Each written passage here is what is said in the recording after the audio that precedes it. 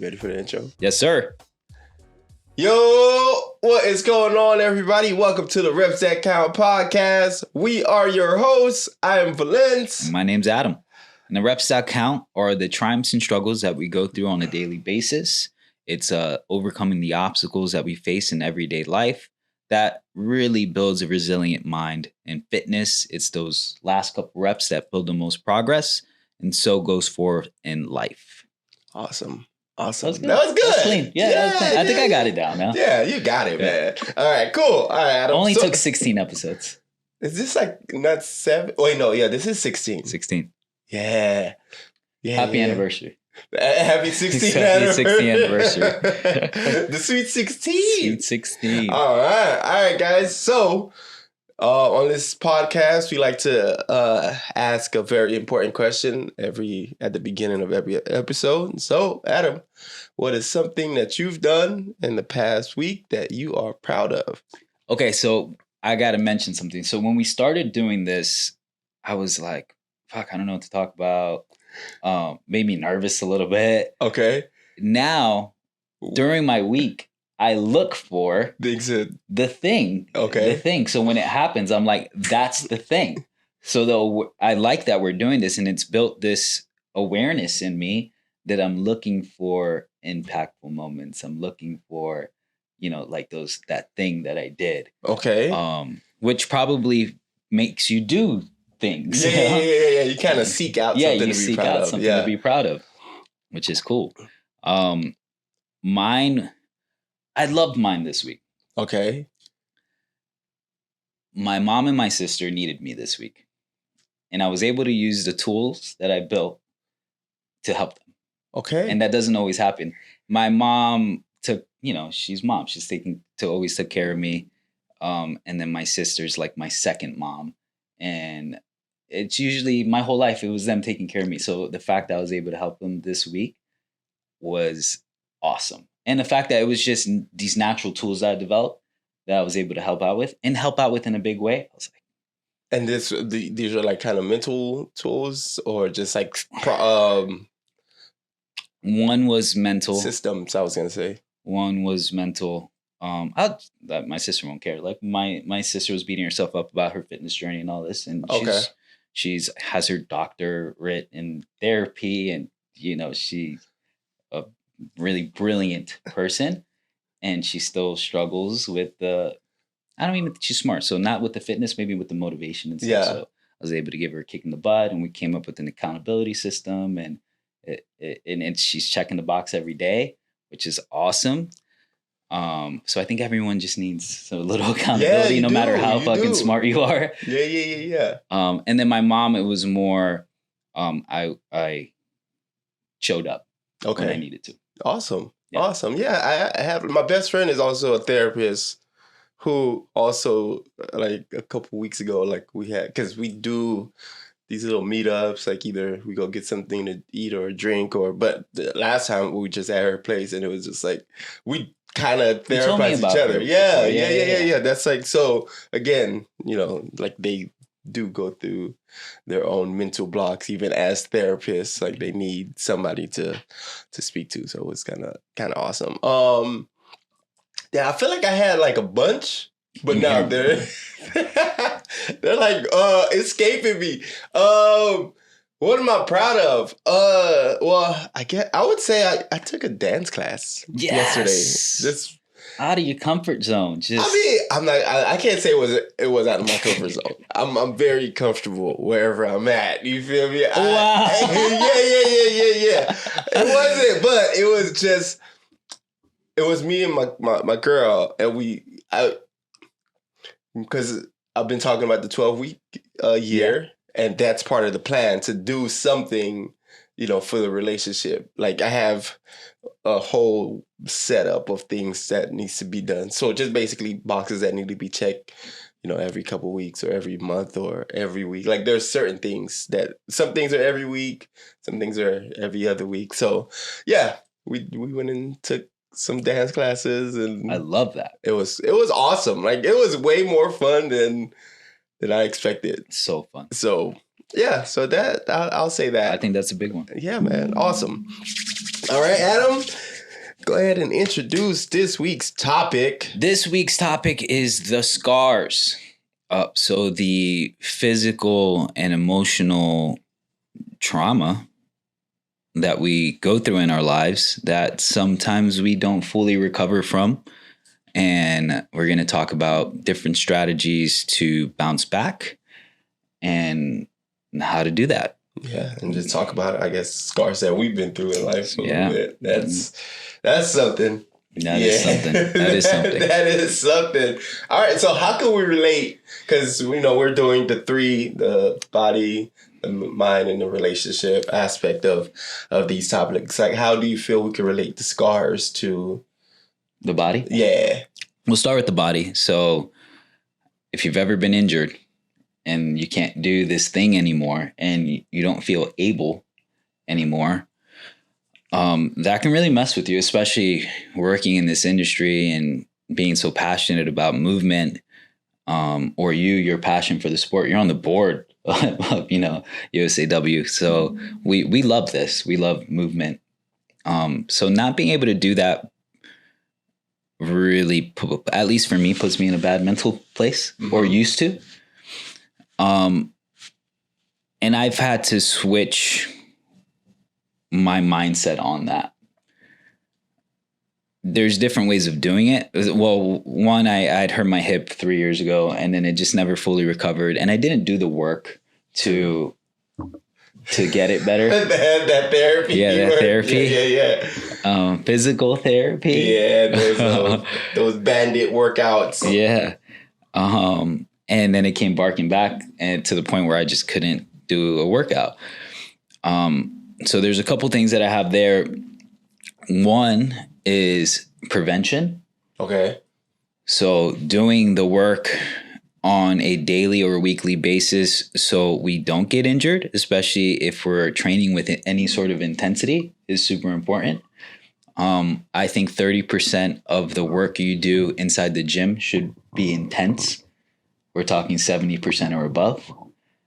Okay. In intensity, not in weight or anything like that, in intensity. Okay. Like RPE 7 or above. The other 70% should be accessory work, should be physical therapy kind of thing, banded work, walks. Warm-ups, cool downs. Yeah. And I think that's where CrossFit did get it right. Okay. You're training for an hour. The workout might be 15 minutes. Yeah. Cool, right? We're only going to do 15 minutes of intense work. The rest is going to be warming up and, doing all the things that we need to do to prepare for these 15 minutes of intensity. You cannot move with intensity for an hour or 90 minutes. It's just, that's not what we can do. I think David Goggins probably. Yeah, David, for sure. But David Goggins, he stretches 2 hours a day. Oh, yeah, you're right. He does do like yoga and all that shit. Yeah. Okay. So he's just a freak in nature that, he trains probably 8 hours a day. Yeah. Okay, I got you. Yeah. So I think that's important. Then perception. Okay. And I love that I've been able to go to Unity. So I've been doing events with one of our members. He he builds prosthetics for people that have lost limbs. And going there has really helped with my appreciation of what we have. Like, you got all 10 fingers, all 10 toes. You're good, bro. Like, you're good. Yeah. Like, so beating yourself up about a bum hip or, a minor setback, that's nothing compared to what other people have lost. So just making sure that you realize and appreciate that it could be worse, and always keeping that front of mind is important. 100%. Yeah. I mean, for me, like I haven't had like any super like bad injuries in my career. Like, I've had, nagging things here and there. Like, I've been to physical therapy for like shoulder stuff, but it ends up being like shoulder mobility or something like that we work on. But, I've known people who, had knee injuries and like all types of weird things, especially in weightlifting. And I know, like, actually, I have a weightlifter friend who, like, she dropped. Well, she didn't drop, but like, she was going to recover. I think it was a jerk, and her foot slipped with like a couple 100 pounds overhead, and it fell on her leg. Like, and I was like changing weights. Like, I was a loader for that session. And like, that was like, that's a scar. Yeah. And I think this happened 2 years ago, and she just like started back like competing. But just being there and seeing that happen, like, it's something that just always replays in the back of my mind. Like, yo, that is weird. So when I watch other people lift, like, I always have a safety on my mind. Like, if somebody's lifting and they have like the small change space, because they'll just kind of toss them around and not really keep it in mind of where they are. Like, I'm always like kicking them around. Yeah. But to be able to recover from, like, even after you recover from an injury, I feel like there's still a small fear that's going to live within an athlete to get back under that weight. And it takes a lot of mental strength to be able to do the thing that you used to love, right? Even like in football, like you'll see, a running back like tear ACL. And, before the tear, they're like amazing. Then they come back and it's like, it's this mental thing. Yeah. Even if they're 100% physically back. My wife, she's studying mental health counseling, and she told me about this. Okay. And it's, I'm going to butcher this, but I think it was like experiential trauma or something like that, where you develop trauma from someone else's experience. Okay. Yeah, I got you. So like seeing that, it probably wasn't trauma, but maybe seeing someone go through like getting robbed, and they're let's say someone died or something like that. And now you are freaked out and you don't want to leave your house anymore because you think the world sucks. So like that experiential trauma, that's powerful and something that people need to also work through. Bro, honestly, I feel like social media has made that so much worse. Yeah. Like, the news. I mean, the news also, but I feel like social media, because the news would come on at certain times of the day. Right? Like, scare the shit out of you. Yeah, but you'll have like 3 hours or something, unless you're watching those news networks that's 24/7. But social media is just always with you. And you could just be scrolling, in 1 second you're laughing, and the next second, like, it's just like some very traumatic thing on your timeline. And I always, well, not always, but like, I've recently gotten to the point where, again, I don't watch the news and I don't consume certain things on social media. So there'll be times where, I'm with somebody and they're like, yo, did you hear about the fire in Canada? And I'm like, I don't live in Canada. Yeah. Like, I have no idea. I've removed myself from a lot of things. And I know sometimes it sounds bad because you want to be on top of, what's going on. And if the world's ending, like, the world's ending. Like, I don't think I need to know. No, I love it. My cousin, he's like a brother to me. He hasn't had social media in 8 years.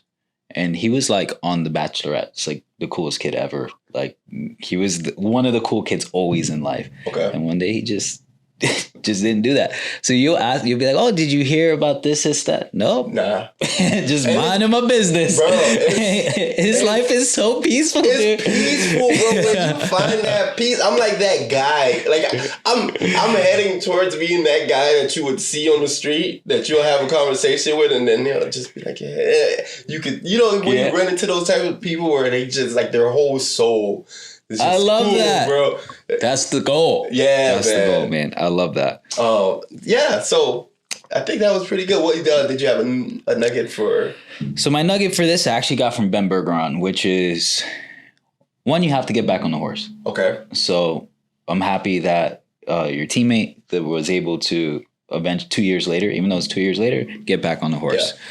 You can't let these scars stop you from experiencing life. Like these people that have lost limbs are, oh man, this guy's name's Adam. I was able to train with him, lost his leg.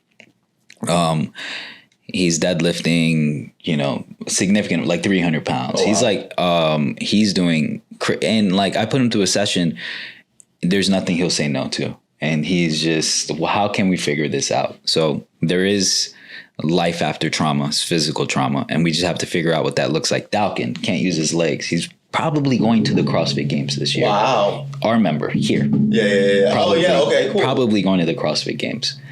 I think it was like a car accident, like that's life, bro. That shit sucks. But he's making the best of it. And now he's going to do something amazing that only a select few can do. The other rule is no steps backwards.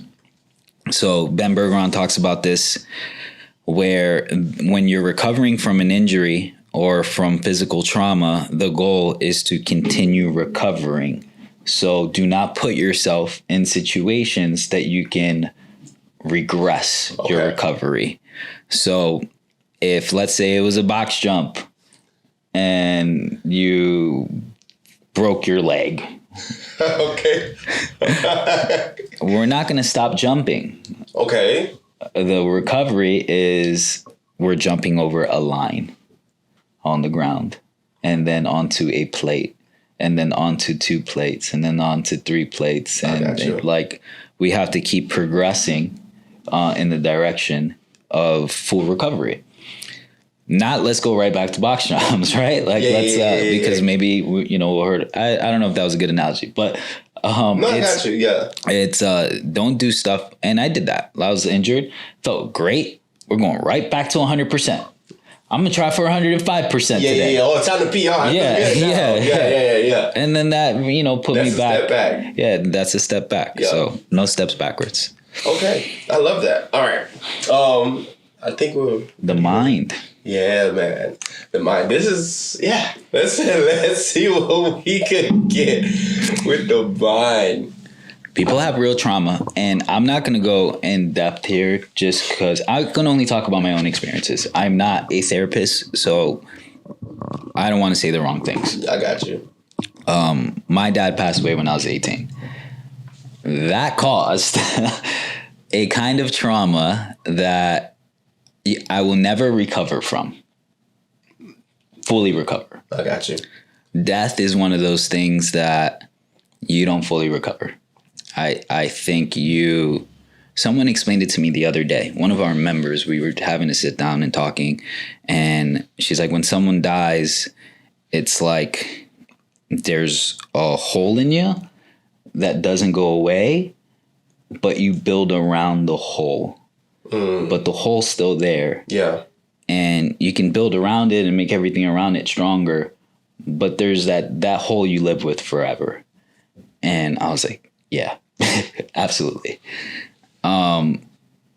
It caused, at 18, I was looking for some sort of guidance, and just like that guidance was gone. Damn.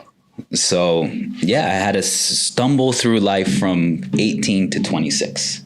Started going to therapy when I was 26. I wouldn't say that fixed anything.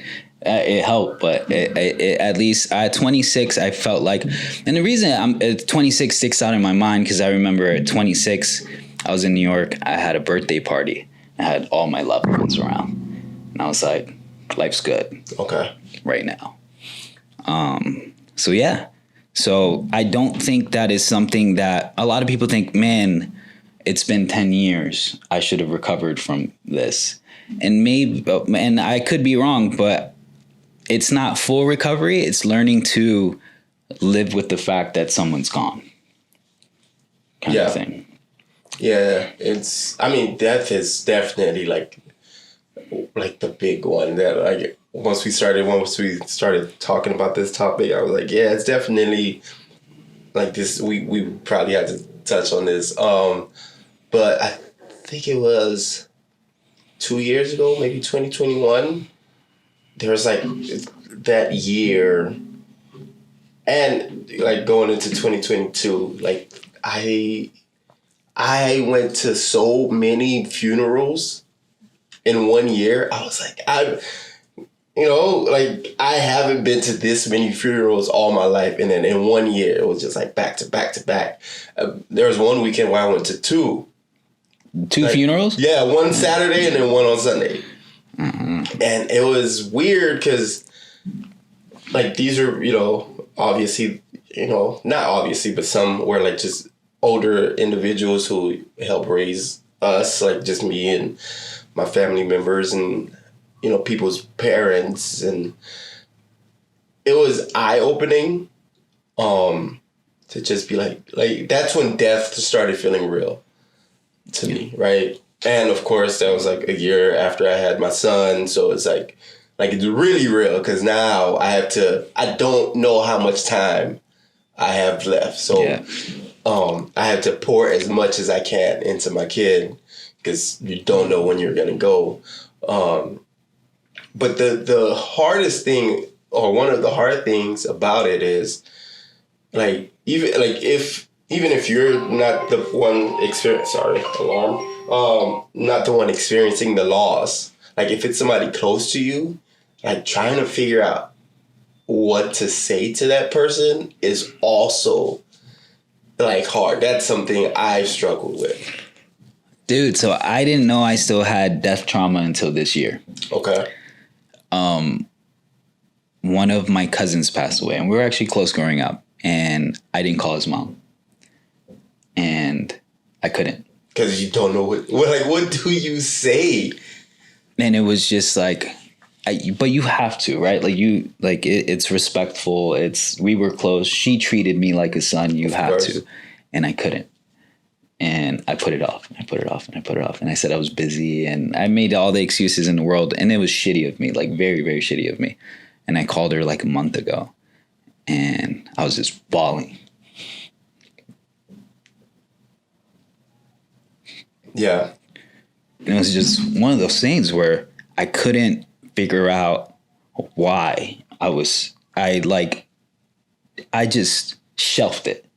Like I didn't deal with it at all. Like if it didn't happen, and it probably has to do with my dad passing away, and like I shelved that too. Like I threw every party possible, try to fill my life with as many people as possible because I didn't want to deal with that reality. And you don't realize, I was like, man, I'm fully recovered from that. And you don't realize that they're scars until something else happens, which is crazy. But yeah, there is no right thing to say at all other than your condolences. And it might even feel fake, not fake, but like not like the right thing to say. Then you still do it. Yeah, no, I had this situation happen last year. Like it was, like I came from one of the best weekends ever. Like I just covered the biggest competition I've ever covered. Like I had a team. It was great. And like I came home and like I think it was that Monday. And it was like a family member's best friend passed away. Like just suddenly. And this person is younger than me. Mm-hmm. And like this best friend is somebody that like they speak like all the time. Like, when you walk in somebody's house and like they're on the phone, it's like, this is who you're talking to. I was like, I couldn't, like, bro, I swear, I talked to everybody before I was able to call this family member. Mm-hmm. And I don't even know if I called at first. I think I sent a text. Yeah. Because in my mind, I was like, this person is probably feeling how I would feel if they passed away. Yeah.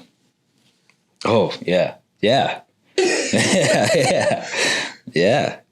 So, yeah. But yeah, man, like that. But I also wanted to bring up this concept as far as scars, right?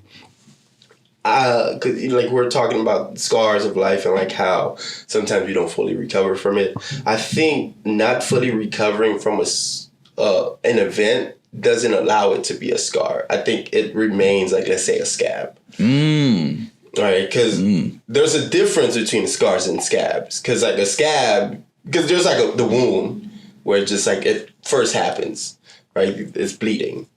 And then, like, it scabs over. But if that scab you can peel off, and if you don't allow it to heal, you'll peel it off and it starts bleeding again. Yeah. And the scar is, like, after it actually fully heals. It's still there. It's still physical. Like, you still know it's there, but it's like it doesn't bleed. I like that. I really like that. Because just because it fully healed doesn't mean the scar isn't there. No, it's still there. It's always going to be there. I think that's a little more accurate. Yeah. I like that. So, I like that. Yeah, I think so. I feel like a lot of people still have scabs and they think they fully healed, but it's not. It's still right there. Yep. And as soon as something itches it, something reminds you of it, like, it'll just come right back. Mm-hmm. So I got 2 nuggets. One is, actually, I'll save the second nugget for relationships.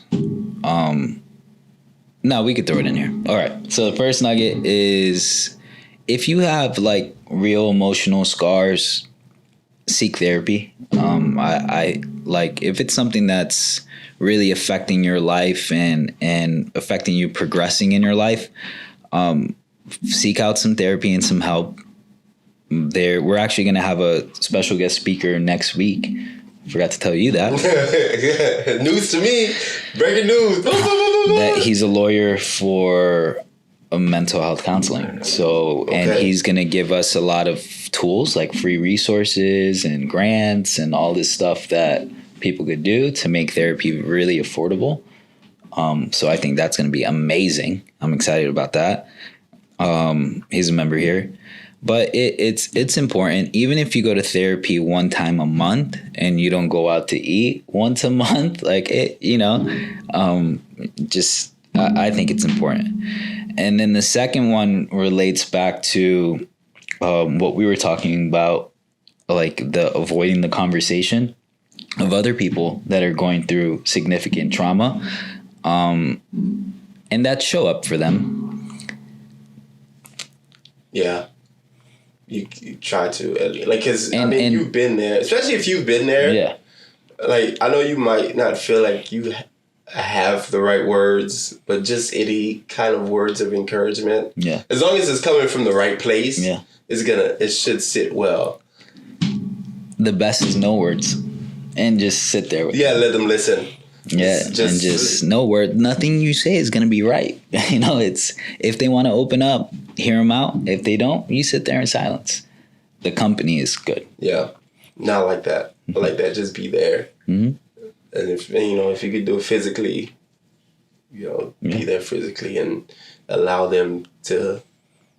Yeah, and don't take it personal. Like, let's say someone's going through something, which a lot of people are. Don't take it personal if they don't respond. Yeah. Like, just keep reaching out, and really, like, they will come around with time, and they will appreciate that you kept showing up. Yeah. Like just a little text message. Yeah. Just popping up. Yeah. Hey, man, thinking about you. Yeah. I just wanted to say what's up. It's great. Yeah, that's awesome, man. Yeah. Relationships. Oh, shit. Oof. Yes. So relationships, there's a lot here, too much here. So the scars that you have with someone that you're no longer associated with, and the scars that you have with someone that you're still trying to make it work. These are 2 different situations. And there's a lot here. You want to start this one off? Sure. Yeah. So obviously, I think, like, when you get out of a relationship, like, those memories remain, and those memories could be seen as scars, or trauma or whatnot, and a lot of times, or baggage even, right? A lot of times you take what somebody else has done to you and you bring it into your new relationship, right? And then you start to look at, like, if your new partner starts to behave in a certain way, you're like, nah, my last person used to do that, you know what I mean? And sometimes the response is, hey, you know, I don't like this. Like, if you're in the right space, you could, you know, talk about it and say, I don't really like when somebody such and such. Or a lot of times people just shut down, right? And they're like, oh, I already know this is not going to work out. So I think it's important to realize what your triggers are in relationships, and past relationships do play an important role in that, right? Knowing what did not work out for you, knowing what ticked you off, knowing the things that you liked, those things are very important, and you can learn from the past and build a better future relationship with someone. But again, you have to be present. You have to be aware of all of the things that you like and you don't like. Yeah. So that's my initial take on it. I didn't want to go too far because I think my nugget is somewhere in there. Okay, so I'll bring it back later. I'm going to talk about more. Relationship. We'll start first with relationships, platonic friendship relationships that went south. And it's someone that you don't like anymore, that you have some sort of grudge against or have some sort of judgment against. That is your responsibility to fix, not theirs. No one owes you anything, and no one controls the way you feel except you. So letting that go and practicing forgiveness to everyone who's ever done anything towards you, I think, is an important part of a happy life. Judgment, I mean, like resentment, only affects you. Like, and I know it's hard to let these things go, but when you let them go, you just feel so free. And I forgive. There is not one person on this earth that I have any sort of judgment, any sort of grudge against. Like, I've forgiven everyone. And it's a very freeing place to be. So finding a way to let that go and wish them well, no matter what kind of harm they've done to you, like, I wish them the best. That's it. Frees you from that, those handcuffs. Yeah. I can tell, like, I've talked to people and they've had like this grudge and you just see them just fucking boil up. That person's on a beach somewhere, bro. Not even you're the only one suffering right now. Yo, that is so true. That is so true. Yeah. So free yourself of that. Then the other one is the scars that happen when you go through a traumatic situation with someone that you're with and something happens. And a lot of bad stuff can happen. You know, sometimes it's something that you guys did, or sometimes it's the world sucks and something bad happens. And trying to work through that, I think, can be a really challenging place, and probably where a lot of divorce happens, probably, a lot of bad. I know this because my wife told me when, like, let's say a child passes away.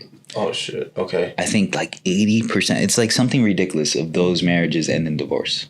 Yeah. When those people probably should have been there for each other more than ever. The trauma that happens, they don't recover from.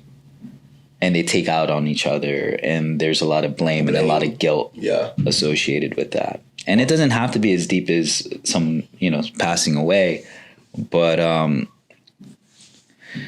working through that is super important. Yeah, and not easy, but important. But yeah, I think, it's wow. I know. I didn't know where I was going with that, but no, that number is just like crazy. It's a crazy. Again, it's like wow. Like if I would assume that would like bring, couples together after something like that. But clearly not. But wow. No, I was damn, sorry. No. I'm baffled. Yeah, man. But yeah, I think like we said, it's really trying to work through it, and it's gonna take some talking, and like that would be like you would have to learn to forgive yourself. Mm-hmm. Also, I think in any situation really, but you hit it on the head when you said if you're holding a grudge against somebody, it's you, right? Yeah. You got to learn to forgive and let that go because they're good. Mm-hmm. Right, and you're boiling up and you're angry and you can't you go to a party and you can't have a good time because that person's there, but they're having the time of their lives. But yeah, you definitely need to learn to let things go. That's one of the things that I've worked on last year, and just hey, you know what? We're just not gonna have problems, and taking responsibility for whatever the situation is. First and foremost, it's probably a misunderstanding, mm-hmm. right?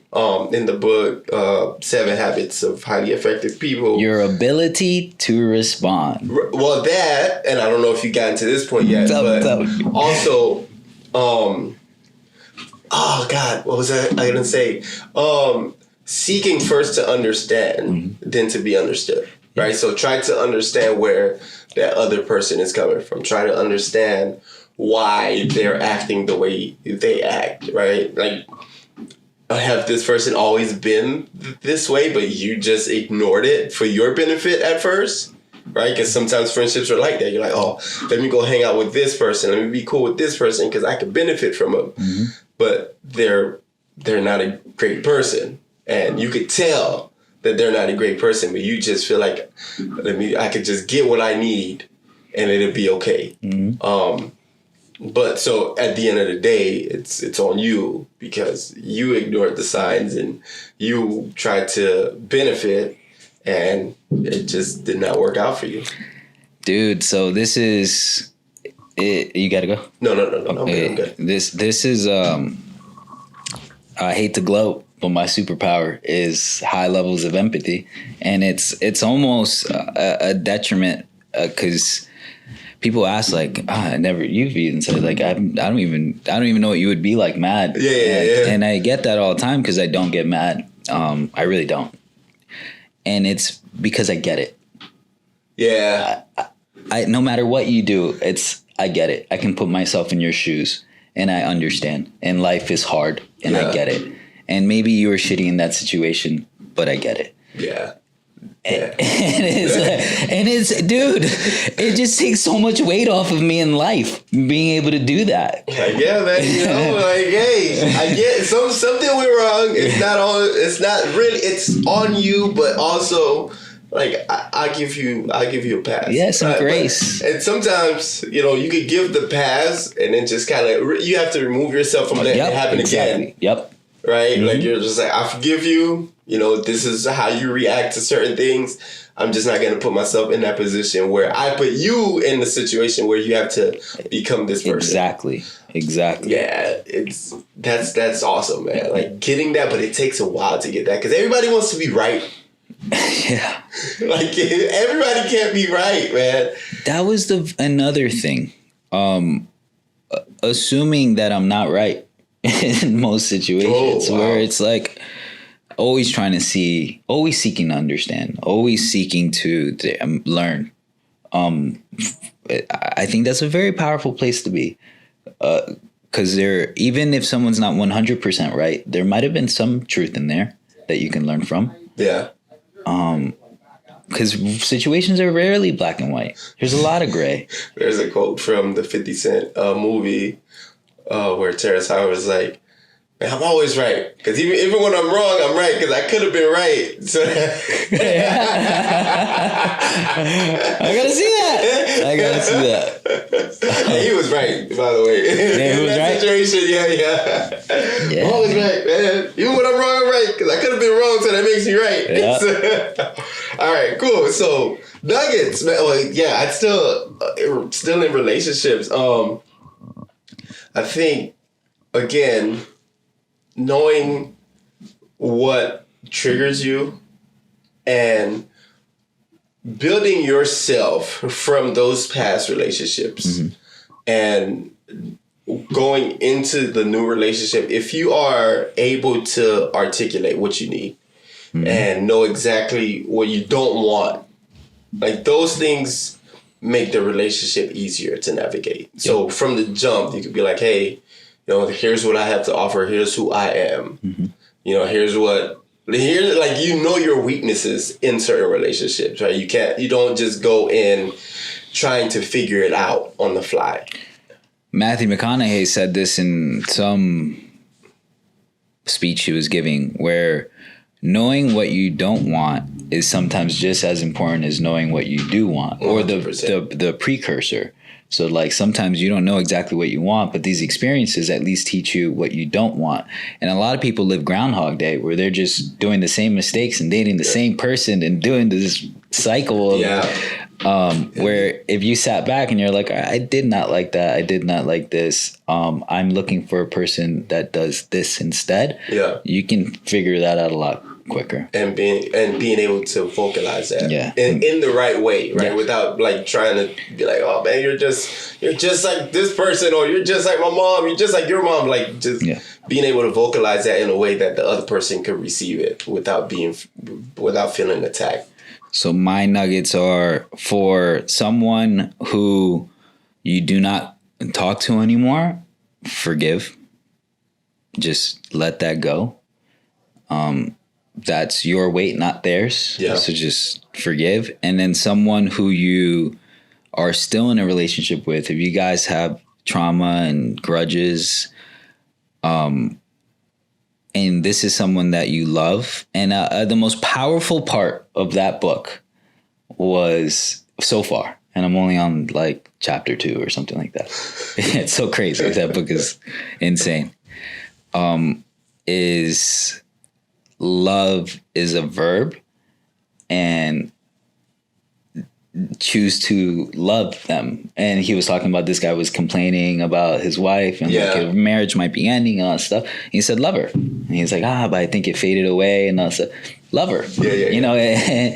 And you can choose to love someone. You can choose to show up. You can choose, that's on you, right? To do all that.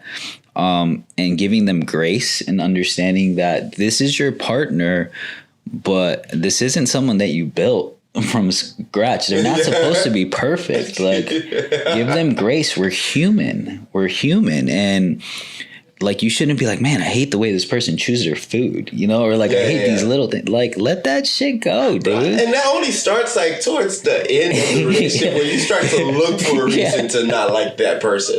That's when that type of stuff starts. So like when you get to that point, like it's still on you. Like, you're looking for an excuse. You're looking for a reason to bail out on the relationship. Basically. So communication and grace. And the book that Adam referred to again was The 7 Habits of Highly Effective People. So I tried before to read the book. It was the beginning, just dragged on. Because there's like a whole explanation of, like, they try to explain what you're about to experience. I was like, the book's not over? The first chapter. And then it gets so good that chapter 1, after this long pre thing, I was like taking notes, and then I noticed that I was just rewriting the whole book. No, it's bro. Every sentence was so powerful. It's crazy. And you're not even in the thick of it. Really? Yeah, you're not even anywhere near. Like, I don't even know if you got to the 7 habits yet. I think you're still like before the 7 habits. I thought I was in habit 1. No. What's habit? Like, maybe, but still, that's like 1 out of 7. No, I'm still in habit 1. Yeah. That's how long this book is. And they build on each other. So again, you're still at the very... Because, and the reason why, like, there's books that I can casually read, and this is not one of them. No. You gotta, like, read this book. If you're seeking to understand and practice it. And practice what's in it. I feel like this is a book that you would have to read and reread and like kind of go back and take notes on, definitely, because again, it's awesome. And it's weird because like after reading this book, like I'll read another book and it's like, oh, this, like I could tie every other book that I've read back to this one. Yeah. It's almost like, and it's old, right? Yeah, it's old, and it's like one of the best selling books ever. Yeah. No, I know why now. Yeah. So yeah, man. I guess we could do our conclusions. Yeah. This was awesome, by the way. Yeah, this is my favorite episode. Yeah. This was awesome. Yeah. It's weird because we wrap up everything, but we kind of wrapped it up 3 times. So I don't know what the wrap up. I mean, well, the wrap up is just a summary. I think we talked about this before. It's just like when you're writing an essay, you just go back and copy and paste what you already So remember, for the body, it's no step backwards. Get back on the horse. And small steps. For the mind, it was 1, if you have real trauma, seek therapy. That's not something that you can kind of just do by yourself. I don't think so. Maybe you could probably do it faster if you seek out some help. Yeah, you had to talk to somebody. You got to talk to somebody. Yeah. Then for relationships, I do believe. I think a lot of people give up on relationships a little too early and they regret that. Yeah. So giving your partner some grace, understanding that we're human, vocalizing what you need and listening to their needs and showing up as the best version of yourself, you could probably make some things work. And don't lie. Don't lie. Like, don't say you could do something that you can't do. Yeah. And us as men, we do that. I think we do that more than women. Yeah, probably. Like, yeah, just don't be, oh, yeah, I could do that. I got that. Don't pretend to be somebody. You're drowning in debt. Yeah. You're, that she doesn't even know about. And, like. You think you got it under control. I can figure this out. Now you're gambling. Fucking trying to. It's a slippery slope, bro. It is a slippery slope. You gotta hide stuff. Don't lie. Don't lie. Like, especially at the beginning, man. That's the best time to just. Because now you know if this person is going to go to battle with you. I've done this before.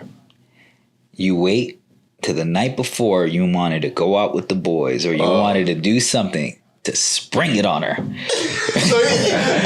sometimes you start arguments so they can go out. I didn't tell you. Oh, man. Like, I thought I told you. Yeah, man. We already got it planned. It's terrible because then she probably already has plans. She'll probably say some shit like, oh, my sister's in town. It's like, oh. Now you got to choose between We're not the best communicators, bro. Gosh. Yeah. It's terrible. Yeah. It's terrible when that happens. Yeah. But, yeah, don't lie, man. I've done it. I think we've all have done it. All right, what are yours? Nuggets. That was it, man. I think we all kind of touched on the same thing, but just definitely like be aware that some things are scabs and you're not over them yet. Even if you put them away and you try to move on and live, like a regular life, like that thing could come back up and. It could come back up unexpectedly. It could come back up when things are hard, right? Like, like we spoke of death, like going through something and then death happens and you're like, oh, I still haven't recovered from the last one. Like it's hard, but also like train your mind to be resilient. And train yourself to be stronger by doing hard things. Obviously, like we speak about that all the time. But I think I've mentioned that I've gone through a divorce, and and there's the phrase when it rains it pours. Like I think 3 days after I got my divorce papers, my grandma passed, and it was like. At the same time of going through this divorce thing, like I'm flying out of town to go to my grandma's funeral. Yeah. But I don't know. I think just having it was really hard because like divorce is kind of like a death. Like you go through that and it feels like something died. But I think I've just been lucky enough, or not lucky, but I've worked through so many hard times and I've built like this resiliency, and like my scars are like thick, right? Because, you know, but they're scars. There's things that I've gone through. There's things that I've kind of, you know, experienced and gotten over. And so going through hard things is, I don't want to say easy, but like I could get through it. And it's almost like part of my identity now, which is weird. Like I just had a conversation with my cousin and she was like, man, like just since you were a kid, you've always, like, she's like, basically like she's proud of how I've made it through all the things I've made it through.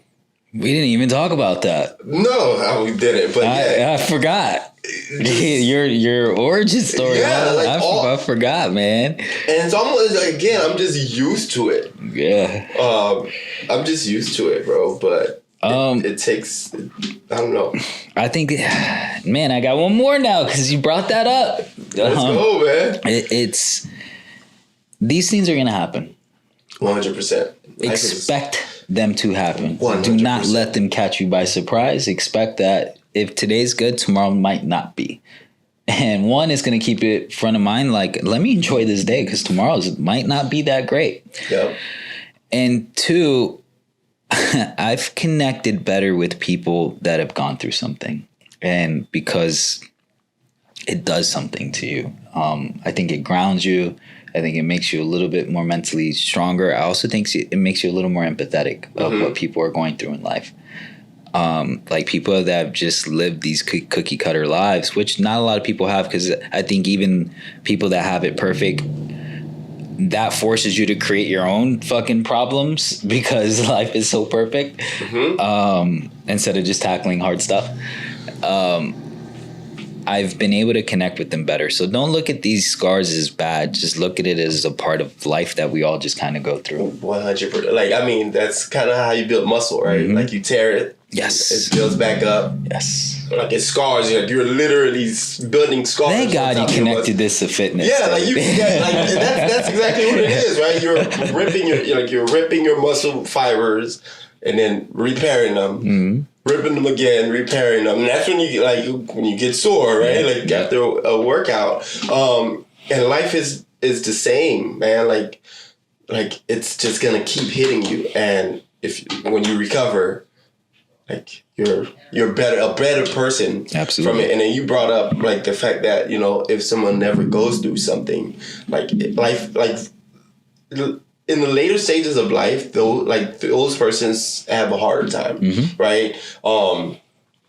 Companies where like the kid inherits the company from the parent, those companies usually go out of business when the kid takes it on, because the parent had to go through something to build the company. Absolutely. But the kid didn't experience that. And they don't know the scar. They didn't get the scars. They didn't get the experience. They're not connected to that. And it's just with life in general. Like if your kid is sheltered and doesn't go through anything, like you see it all the time where just more privileged, I guess, for lack of a better word, individuals just don't really make it. They can't survive. But if somebody from the ground had to grind through life, like when you make it to that C-suite, you know what I mean? Like that corporate, like you climb that corporate ladder, it's like it's easier for you. You know what I mean? You've been at this your whole life. Yeah. And then like people clap for you and you're like, oh, this is what you guys are like complaining about? Like, yeah. And you know why? It's because the joy in it isn't from the destination. It's a journey. The joy from it is a journey. So if you were just given the destination, there's no joy there. Like if you've ever ran a marathon or did a meet or anything like that, that like endorphin, that dopamine rush that you get, it's so fleeting. By the time you wake up the next day, it is gone. And you've trained for that. For a very long time. So if you're just waiting to the destination to enjoy yourself, you missed out. You missed a whole thing. Bro, I had a conversation with a weightlifter, bro, where she did not enjoy the journey. Bro, and we're like talking. I love talking to weightlifters. And like her whole goal was to make it to the Olympics. And this is like relating to my other friend who like broke her leg on stage. Like they were battling for a spot for international, like. So they good. Good. But like one of them ended up making it. One of them got injured, and then like the other girl, like she didn't make the total. I think the year after, and she just started coaching, and we had a conversation here in Orlando, and she's like, I don't remember anything. I don't remember. She's like, I don't remember my first nationals. I don't remember my first meet. The goal mindset. Yeah, she was just like, I just kept looking for the Olympics, and I don't remember none of the journey. That hurts. It was a really like eye-opening conversation, and it was a great conversation. I really loved having that experience and being able to talk to people with. But yeah, like awesome. Enjoy the experience and the journey. Don't miss out, man.